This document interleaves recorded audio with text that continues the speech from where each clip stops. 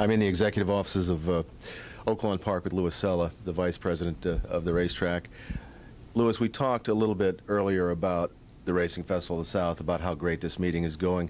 Oaklawn Park was built in 1904. It has survived many things. It survived the Great Depression. It survived Prohibition. It survived many things. You had Remington Park was built in the 80s, and everybody said, "Oh, that's going to be the death knell for Oaklawn Park."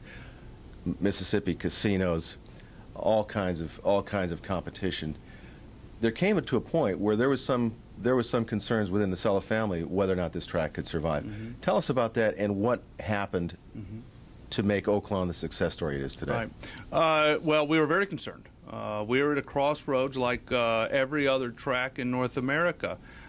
You try to get slots, and when you cannot get slots, you're in trouble because you have to increase the purses. You have to have an alternative revenue stream, or at least increase the pari-mutuel wagering and get folks back to the track to increase your purses. Right. That's our lifeblood. So in 1999, in 2000, we started our very first instant racing pari-mutuel wager. We've had evolution in racing. There's a reason we've been around 100 years. We had Win Play Show. You were the first track to simulcast. The very first, 1989, right. across state lines, and that was a handshake deal between Mr. Duchossois and my father. It had never been done before. No one knew that today it would represent over 80% of the North American handle. And so we started, and we sort of held our breath to see if people would respond, just like in the 80s with a pick six started. No one knew if that was going to be successful, just like in the 90s with rolling pick threes. No one knew if that was going to be successful. Well, in 2000, we started instant racing, pari-mutuel wager. It became hugely successful. And we started to gain a new demographic. Our attendance has gone up every year since 2000. Wow.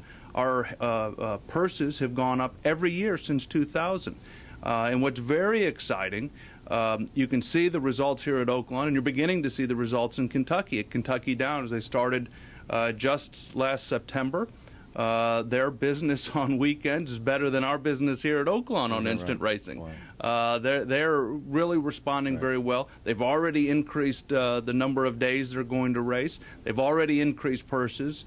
And when you see that go throughout Kentucky, you're going to see the thoroughbred capital of the world come back, and we're confident of that. I know that you've followed legislation around the country as states have tried to enact casino legislation or VLT legislation.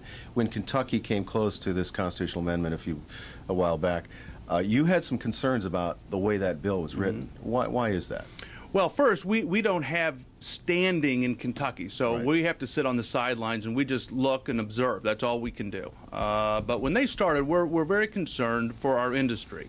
When that tax rate was taken out and it was left blank, when the so-called casinos were going to be limited to the racetracks, then taken out for future legislatures, that's a great concern, because when you see that, there is no way today's legislature can dictate on next year's legislature, and when you see that, racing's in trouble.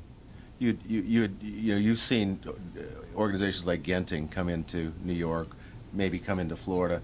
Would that be a concern for Kentucky, that an outside casino company would move into the state and really kind of dominate the process? Oh, I think it's inevitable. If Genting, which is a great organization, which started and spent $1 billion in New York, when they're willing to buy $350-some-odd million of land in Florida on the chance of getting legislation, when you go into Kentucky with that kind of legislation, when it's wide open, I don't think Kentucky Downs or Ellis or Turfway, the Red Mile, I don't think they can compete with a Genting, an international company coming in where money's no object.